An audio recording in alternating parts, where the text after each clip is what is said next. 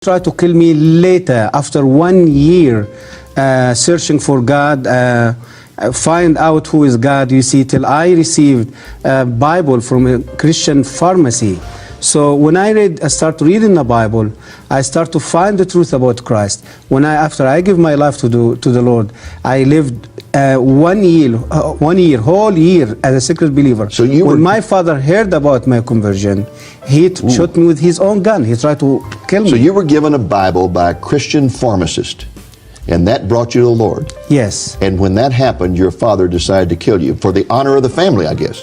Because he just felt there is a shame going to be over him and all the life, or the family, even the community. So he shot at you several times and all the bullets missed? No one bullet missed me, about maybe 5-6 bullets. I understand that your sister finally got your passport, got you out of the country, and where did you go? When my father, he just shot me and tried to kill me, I was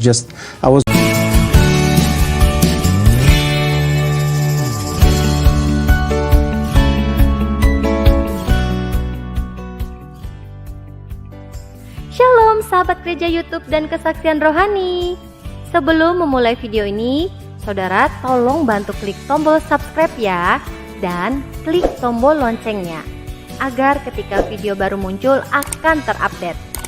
Dukung channel ini untuk 1 juta subscribe dan terus memuliakan nama Tuhan Yesus di media sosial, khususnya YouTube. Terima kasih, Tuhan Yesus memberkati.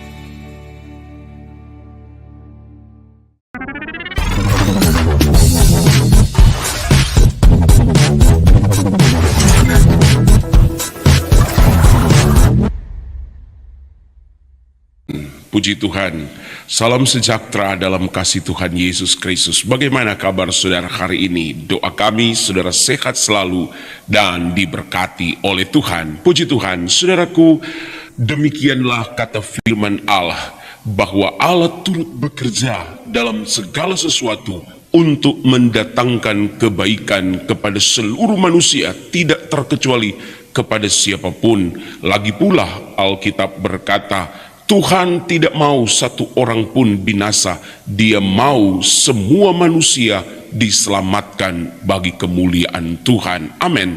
Saudara, kali ini kita akan mendengarkan sebuah kesaksian yang menggemparkan seorang profesor di Universitas Azhar, satu universitas yang sangat terkenal di dunia, menerima Yesus Kristus sebagai Tuhan dan Juru Selamat. Meskipun ketika perjalanan hidupnya di dalam mempercayai Yesus, di dalam menerima Yesus begitu sangat heroik, tetapi kita percaya Tuhan akan terus membela orang-orang yang akan diselamatkannya. Dan saudara, mari kita akan dengarkan bagaimana seorang profesor, seorang ahli di universitas terkenal di dunia ini bisa mengenal Yesus. Ini sungguh kuasa Tuhan. Jikalau bukan Tuhan yang bekerja, maka saya percaya itu tidak akan mungkin terjadi, karena ini terjadi karena kuasa Yesus. Kita percaya Yesus yang kita sembah, Dia adalah Yesus yang hidup, dan kehidupannya itulah yang memenangkan banyak jiwa-jiwa untuk kemuliaan Tuhan. Mari kita ikuti dan saksikan kesaksian yang luar biasa ini. Haleluya. We constantly hear from both religious leaders and governmental leaders that Islam is a religion of peace. Is it really? Our special guest today was a professor of Islamic history at Azhar University in Cairo, Egypt. He says that the history of Islam is a river of blood. Greetings in the name of Jesus, our blessed hope. I am Dave Reagan, Senior Evangelist for Lamb and Lion Ministries, and I am delighted to have with me this week a very special guest by the name of Mark Gabriel. Mark is a former professor of Islamic history at Azhar University in Cairo, Egypt, the world's premier Islamic university. Mark, let's begin by talking about your upbringing in Egypt. Were you born and raised in Cairo? No, actually I was born in south part of Egypt, and my family was moved to Cairo when I was almost 14 years old. Oh, when you were 14? Yes. Okay. Were your parents strict Muslims? They are. Very devout. Not the secular type of Muslim that we often encounter in this country. No. In fact, you had an uncle who was an imam, wasn't he? He's a clerk, yeah, Muslim clerk, and imam also. Wasn't he the one who first began to inspire you to memorize the Quran? Yes, he took me when I was 5 years old, and he started helping me memorizing the Quran. And is it true that by the time you were 12 years old, that you had the Quran memorized? Absolutely. I spent almost 7 years exactly to finish memorizing the entire book. Now, Mark, I have a copy of the Quran that is about Yes. that thick, and Yes. it's in very small print. Yes. We're talking about quite a lot of material there. Exactly. The size of the Quran actually is exactly like the size of the New Testament. So you had a book, the equivalent of the New Testament in length, memorized by the time you were 12 years old. By heart, absolutely. And you yes. had it memorized in classical Arabic, right? Exactly, because the language of the Quran, it's classic Arabic. It's not dialect Arabic. It's not the Arabic you speak on the streets. No, absolutely And not. probably at the age of 12, you didn't understand all that, did you? No, even when I finished my secondary school, only when I start to really my high school, I start to recognize the meaning of the verses of the Quran and the Yes. teaching of the Quran. But it was a development, you see, from the time I finished the Quran when I was 12 years old till I finished my bachelor degree. From time to time, it was a development taking place in understanding the meaning of this Yes. book. But when I finished my bachelor degree, I was already have the proper understanding of the meaning of this book. And why was it important for you to memorize the Quran as a child? Why did anybody put any importance on that? Is that something important in Islamic society? This is actually, it came as culture. Mainly, it's Islamic culture. And it wasn't just from the past 10 years or 50 years. It's from the very early time, the first century of Islam. Muslims start to take care of giving the Quran from generation to generation. I see. By memorizing the book by heart. Okay. Yes. Now, were you ever exposed to any Christians while you were growing up, either missionaries or Coptic Christians, the basic Christianity of Egypt? Absolutely. I saw Christians living in my neighborhood, living in my country, Egypt, as minority. But the things that Christianity in Egypt didn't have really the power to influence Muslims. And this is the reason why I wasn't influenced by this type of Christianity during all my life, because the Christianity in Egypt is so traditional. Yes. More than 90% of Egyptian Christians, they are tradition.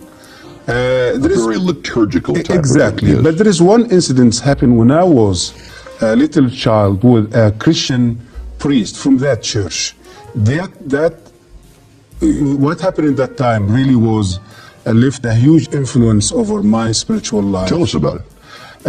I was really become very upset and very angry, you see, of Christians and the Jews because of the teaching I started to receive every day in my school, especially when I was in my secondary school at Azhar Islamic Institute.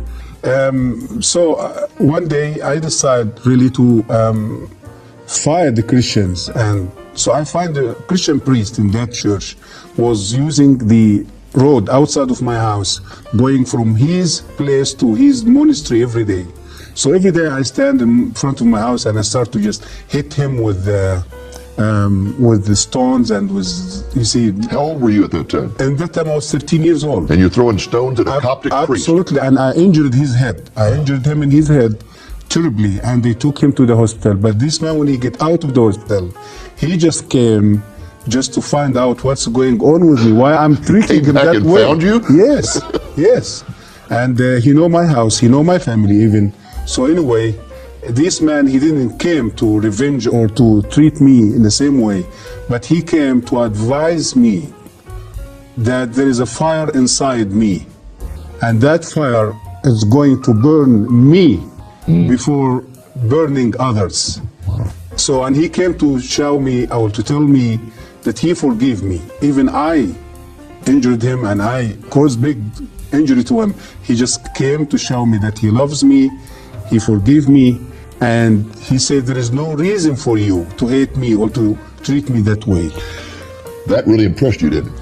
Absolutely. Was really influenced my spiritual life even when I grow up and I become one of the best students in my university. Now, you were basically sitting on top of the world as a person who was a professor of Islamic history at Azhar University.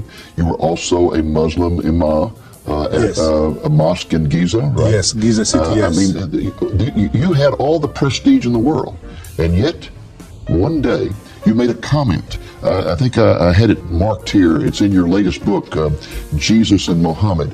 You were a person who questioned things, and you were told at the university, you don't question. You were told that. Exactly. You don't question. And you kept questioning. And one day in a conversation with colleagues, you made this statement. We say the Quran is directly from Allah, but I doubt it. I see in it the thoughts of man and not the words of God. Absolutely. And the moment those words came out of your mouth, you knew your fate was sealed, right? Absolutely. What happened that night? This was happened in a meeting between me and other professors from the university, and they just met with me and they discuss what is going on and what they heard from the student. They was think that I've been under pressure of foreigner influence on Christian influence, or so they just want to find out why I'm doubting Islam, why I'm just so. And I said that this statement to And them. then what happened that night? They become very upset. They kicked me out of the university. They fired me. The university fired me. And in the same day, in evening time, I was kidnapped by Egyptian secret police because they accused me that I convert from Islam. What happened to you after that arrest? They put me in the little cell in the headquarters of Egyptian Secret Service in the middle or the center of Cairo. They put me for 3 days with no food, with no water, and the fourth day they start to interrogate me. They took me to one of the offices, maybe it's in the 6th or the 7th floors, and interrogating me during a day. And that fourth day, they start giving me food and water, and because they want to stimulate me, I just want to get information that they can. And they find out during the day they cannot just get what they looking for, and they start interrogating me during the evening time. So the evening time, it was the time of torture. With the cigarette, they burned me with cigarette in different places in my body, and you can see here in my hand. They beat me. They put me in cold water. They put me in a little in a tank full, you see, filled with water, and they put hungry rats inside that tank, and they put me inside the tank. So you had rats For crawling over night. you? All night? Whole night, and the rats just swimming over the water, you see, around my head. And Did the rats bite you? no, at all. This No. is like Daniel and the lion's den. And the next day they took me out, and I was just surprised that I'm still alive. But I don't know what is the next. So, and after that they put me in a little cell with a vicious, hungry dog. And when they put me in a room and they close the door, and I sit in the middle of the room, and I was thinking that I'm going to be beaten by the dog. Dog, it will eat me. It will But I was surprised when I found the dog. It just came and sitting in my right hand In side, fact, he licked you on the ear, didn't and he? he licked me in my ears. And They must have thought that you were Satan or something. They have such power. they said that this is a human being or something else. They wasn't really. They believe that there is some spirit or some. So at that point, unseen power. Yeah. didn't they decide to just turn you over to some guys in a cell and tell them that you had renounced Islam and let them kill you? Yeah, so this is the understanding that I've been questioned by professors at the university. I've been fired by the university. To them, mean this guy, he's just out of Islam now. He's convert now. In fact, they wanted to find out what missionary had converted you, didn't they? Exactly. And you hadn't been converted. Exactly. No, I have no idea about Christianity in that time. Yes. About Christ, I never even discussed Christianity. But automatically in Egypt, when someone decides to leave Islam, Yes. they will accuse him automatically that he became under pressure from church or some Christian and he converted to How in Christianity. the world did you get out of that situation without losing your life? I was crying before the God who was created me in that time. I wasn't know who is. Yes. And after 15 days, my uncle, he was working as the vice president of Egyptian parliament. He was visiting Russia at that time. When he came back and he heard about my kidnapping, and so he came with permission from the government, and he came with his car and he took me out of the So you prison. got out of prison due to the political influence of a relative who had been out of the country. Absolutely. And then when you went home, I understand your father tried to kill you. My father, he tried to kill me later, after 1 year searching for God, find out who is God, you see, till I received a Bible from a Christian pharmacy. So when I start reading the Bible, I start to find the truth about Christ. After I give my life to the Lord, I lived 1 year, whole year as a secret believer. So you when were- my father heard about my conversion, he shot me with his own gun. He tried to kill So me. you were given a Bible by a Christian pharmacist, and that brought you to the Lord. Yes. And when that happened, your father decided to kill you for the honor of the family, I guess. Because he just felt there is a shame going to be over him and all the life, and or the family, even the community, the And people. so he shot at you several times, and all the bullets missed. No one bullet missed me, about maybe 5-6 I bullets. understand that your sister finally got your passport, got you out of the country, and where did you go? When my father, he just shot me and tried to kill me, I was running away from Yes. his faith, and I went to my sister, and in my sister's house, I put the whole situation in front of the Lord, and the Lord showed me to get out of Egypt in the same evening, same day. My sister helped me. She brought my stuff. And where did you go to when you fled? I fled to South Africa by the road, traveling from Cairo to South Africa for 3 months over the road. And I was the first Egyptian who did overland journey between Cairo and Johannesburg the trip take almost 3 months. Okay, and so then you get to South Africa, and did you meet some Christians there? Yes, in South Africa I met with many Christians, and many churches, they start to hear about my story because the public media in South Africa, they wrote articles and published articles about my story and my... Is it true that assassins were sent to South Africa to kill you? Absolutely. In South Africa, especially after I wrote my first book in South Africa, and my activity became very well known, and Muslim community, they felt they threatened by my activity there, and by this book was released there in Johannesburg in 1996, and they tried to end my life there. So sometimes. this religion of peace, just because you question Islam, this religion of peace kidnaps you, tortures you, tries to kill you, and even sends assassins to kill you in South Africa. Yeah. That's some religion of peace, isn't it? Yeah, this is how the world really being deceived by the media, by the world media, the secular media, by Islam. It's not religion of peace. And tell us, when you arrived in South Africa, you said you met some Christian friends. In fact, I think you lived with a Christian family for a while. Yes. But let's just back up for a moment, because I know you became a Christian before you left Egypt. Egypt, yes. What appealed to you about Christianity? Before I met with Christ, I lived for 34 years under Islam, believing in Islam, serving Islam, learning about Islam, teaching about Islam. And I lived another year without faith. After I find myself, I'm already out of Islam. So I lived for 35 years searching for peace, searching for the true God, who going to show me that He loves me more than anything in this world. Through the Quran, through the teaching of the Prophet of Islam, I was never experienced something like that. So when I get the Bible and from the doctor pharmacy, before I get the Bible, I lived for whole year searching for God, asking myself who God can be. I had terrible headache. Every day, go to the doctor pharmacy to get headache tablets. So, and finally she gave me the Bible and she gave me the headache tablets. I took the Bible in one hand and headache tablets in another hand.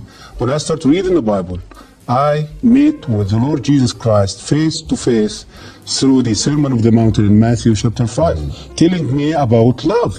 Love your enemy. Not kill your enemy. Not kill your enemy. So the word of the Bible, the word of Jesus Christ, and that evening came to me is just like a beautiful rain. And so you began to find the peace that had eluded you all those years. Exactly. For peace, forgiveness. I felt for the first time that my sins has been forgiven. Hallelujah. And I being justified already by the blood of Jesus. I was lived for 35 years with guilt. The guilt of my sin, the guilt of living as a lost person. I don't know who going to forgive my sin. I don't know who going to rescue me from the punishment of Allah.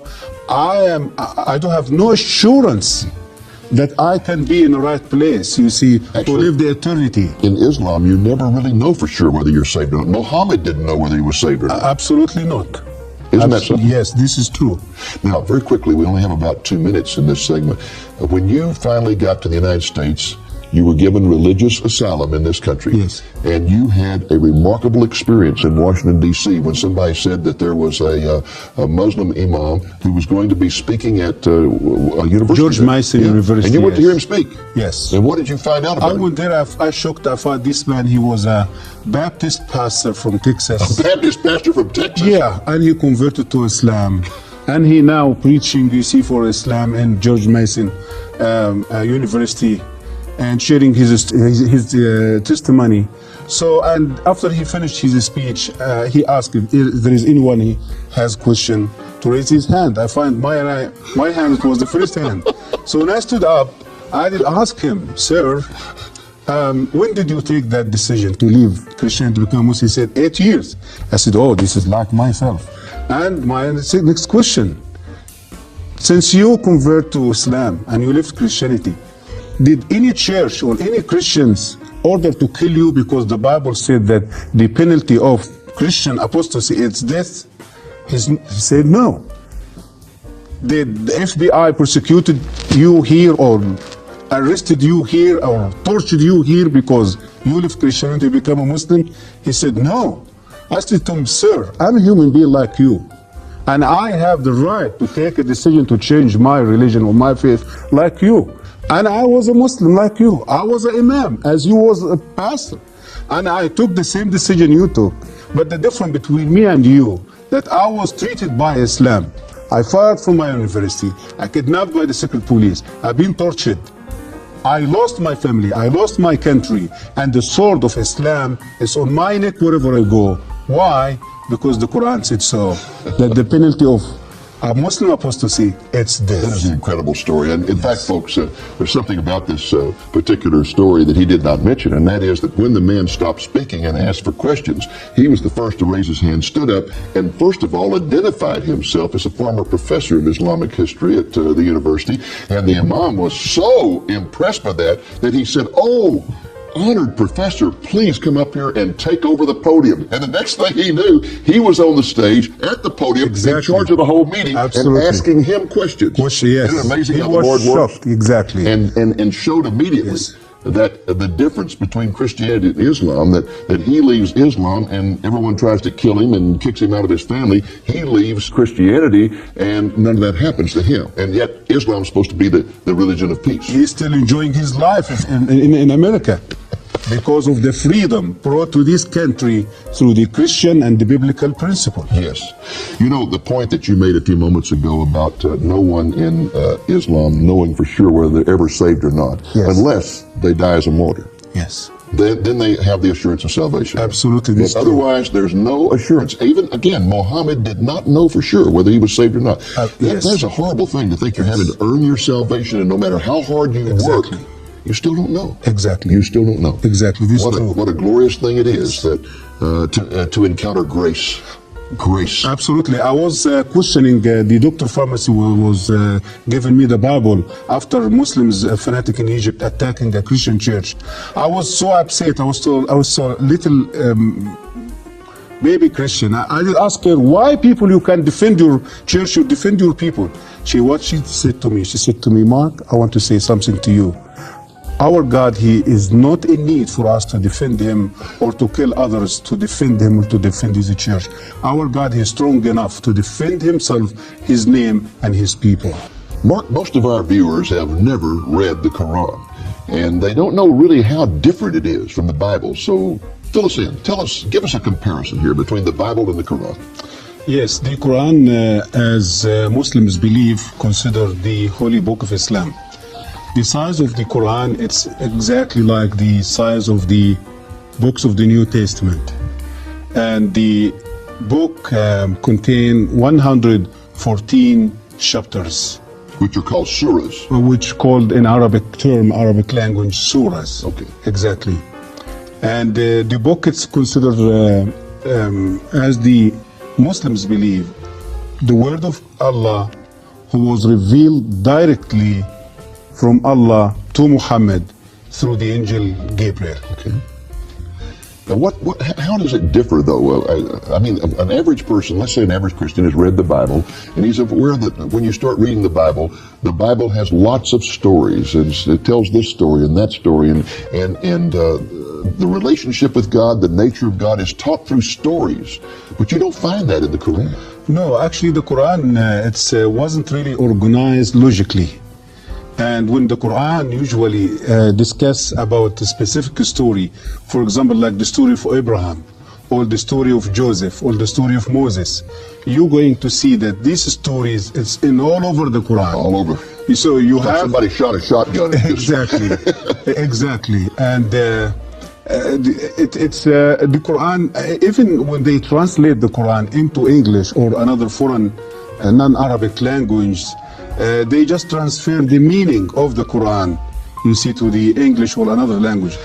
But even even you try to study the Quran, learn about the Quran from the English translation, you're going to miss more than 60% or maybe 70% of the real meaning of the Quran. I find it one of the most difficult books I've ever tried to read in my life, because it is so disjointed. It just, there's a sentence here, and then the next sentence may not have anything to do with that sentence, and the one after it may not have anything to do with it. It's like in American literature, we have what's called stream of consciousness writing, where the person just writes whatever pops into his mind. He may be talking about a carnival here and about going to church there and whatever, and it just has no relationship one to the other. It's very difficult to follow. Exactly. Now, the Quran is supposed to be the words of Allah. Yes. The Hadith is another book in the Islamic theology. What is the Hadith? The Hadith, it's the word of Muhammad. In other words, the Hadith, it means what Muhammad said and what he did. So it's just what you call it, it's the record of Muhammad. Okay. His life, his activity, his word, his action, his teaching, and the Muslim call it Hadith. So one, the Quran is supposed to be the words of God. Yes. The other are the words of Muhammad. Hadith, it's the word of the Prophet Muhammad. And are they considered to be equal or what? Muslim, they are required to believe in the both books. Okay. Muslim, it's not enough to just believe in the Quran and decline or deny the Hadith. According to the Islamic law, if any Muslim going to deny any of the basic teaching of Islam, he will be converted. He will be out of Islam. And Hadith, it's one of the most basics you see in Islamic faith. Okay. Now, another difference between the Quran and the Bible is that the Bible was written by individuals like Moses or Paul in the New Testament, where they sat down, they wrote letters, or they wrote histories or whatever. But Muhammad never did really just sit down and write the Quran or write the Hadith, did he? No, he just simply, for example, with the Quran, he was usually in trances and he would make statements and people would write those down. Exactly. And all that was compiled later on after his death, wasn't it? Exactly, yes. And the Hadith is just statements that were compiled by compilers. It might be statements that wives remembered or friends remembered or whatever, and they just kind of put them all together. Exactly. All right. Exactly. Now, in the Quran, there are a lot of contradictions, as well as in the Hadith. A lot of contradictions. Yes. For example, you can find verses in the Quran that talk about loving Jews and Christians. Yes. And treating them with respect. Yes. Then you can find verses that talk about killing them. Exactly. How do you account for these contradictions? Did well- Allah change his mind? The Muslim, they justify this contradiction by Arabic term and Muslim and Islamic principle. They call it naskh. Naskh or naskh. This principle means that the future verse going to come, it's going to decline or cancel the the previous verse. Okay. So a later verse Yes. would cancel out an earlier verse. Exactly. This that is- might contradict with it. They call it naskh. If you ask them, but why Allah do that? They will say He do that for the benefit of Muslims and for the benefit of the human. For example, I remember you giving an example about alcohol. Yes. Give us that example. Exactly. Like, for example, when Muhammad started to preach about his religion, the people in Arabia at that time, they was alcoholic addicts. They was loves alcohol. They cannot live without alcohol. And he find it's going to be too difficult if he going to give them a command to stop the drinking alcohol and to obey his command. So what he did, he just gave them a halfway command. He said to them, no problem, keep drinking alcohol, but when you're going to come to pray to the mosque, you have to stop drinking alcohol till you finish your prayer, and after you finish the prayer, you can go back and drink alcohol again. So after a while, he came back to them and he said, no, doesn't work. No alcohol going to be allowed anymore. And another verse came and cancelled the previous verse. And Muslims, they become very upset, very angry. But how come? We can't do that. And a later verse says, okay, don't worry, be patient, believe in Allah, believe in His Prophet Muhammad, believe in His Quranic word. And if you're going to have the ability and you're going to stop drinking alcohol in your life, Allah, He is not going to forget that. He will reward you with a river of alcohol in the paradise the day when He's going to send you to the So we paradise. go from just drinking alcohol occasionally to not drinking it during prayers to not drinking it at all to you're going to have a river of alcohol in heaven. Exactly. This is the development of the contradiction, you see, of the teaching of the Quran. And you find the same in the attitude toward Jews and Christians. Absolutely. At the beginning, it was one of respect and honor, and then when they did not accept His revelation, He turned against them and began to argue, you must kill them. Absolutely. Firstly, it was a development also was taking place in this subject, in his relationship with the Jews and Christians. Firstly, he started to adore Christians and Jews, saying a wonderful thing, people of God, the people who carry His word, the people who protect His word.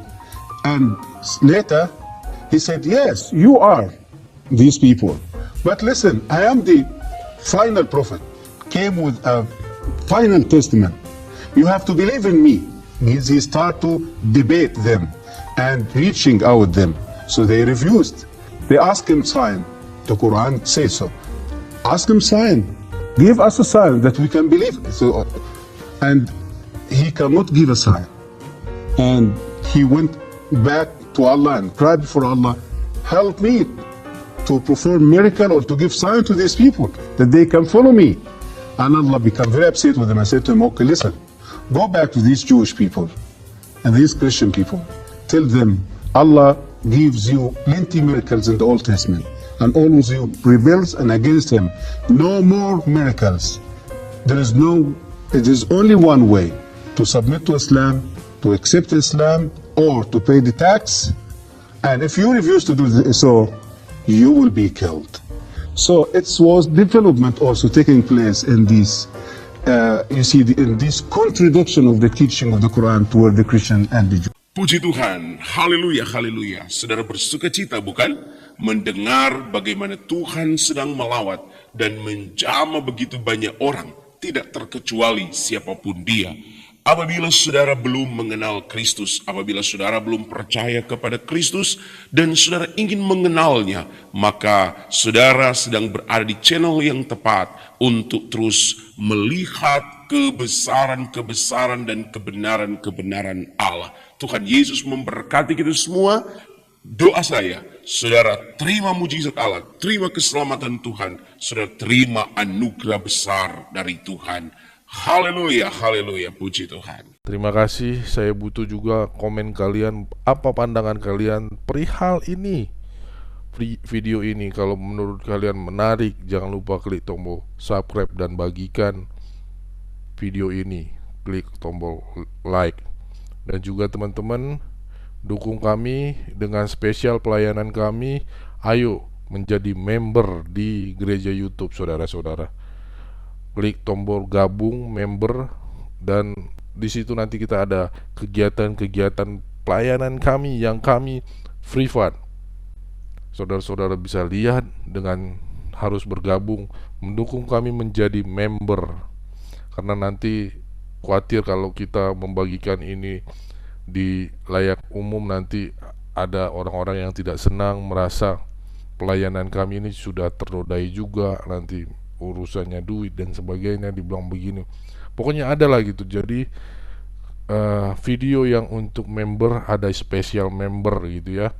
Itu nanti kita akan berikan saudara-saudara di yang menjadi member di gereja YouTube khususnya. Itu pelayanan-pelayanan kita ke desa-desa, ke gereja-gereja kecil, terus ke beberapa YouTuber Murtadin yang udah terima Tuhan Yesus, akhirnya kita pakai untuk mengabarkan Injil.